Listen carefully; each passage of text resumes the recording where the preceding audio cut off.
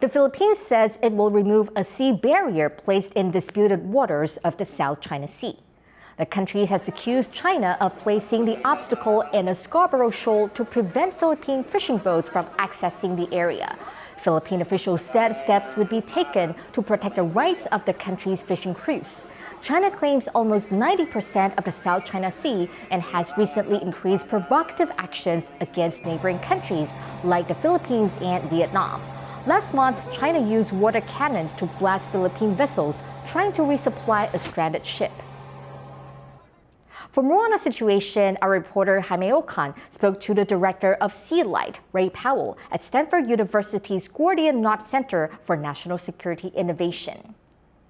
What is China hoping to achieve by deploying this sea barrier in the South China Sea? So this is not the first time that China has put a barrier up in front of the entrance to Scarborough Shoal. Back in 2012, when there was the Scarborough Shoal crisis, they actually used a barrier made up of boats essentially tied together. So essentially what they're trying to do is they're trying to deny the Philippines access to the interior of the shoal. Why they're trying to do that is, well, for one thing, we've seen that the Philippine fishermen apparently have reported they've done it before. So this is just the first time that the Philippine, in this case, Bureau of Fisheries and Aquatic Resources has actually seen it. We've seen similar instances with China continuing its provocative actions, using things like a water cannon and military-grade lasers to assert its claims in the South China Sea. Are we going to see more of this in the coming years?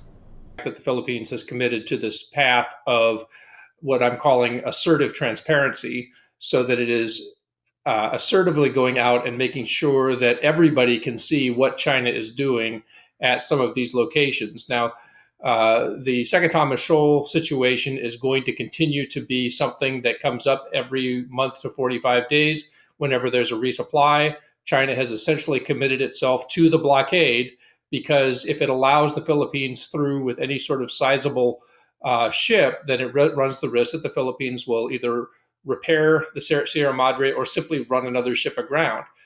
With the Philippines trying to manage this sort of aggressive behavior, what role do allies in the region like the United States and Japan play in helping the Philippines kind of defend against these actions? When you're a smaller power face to face with a much larger power, you really have to be able to look to your partners and allies for support.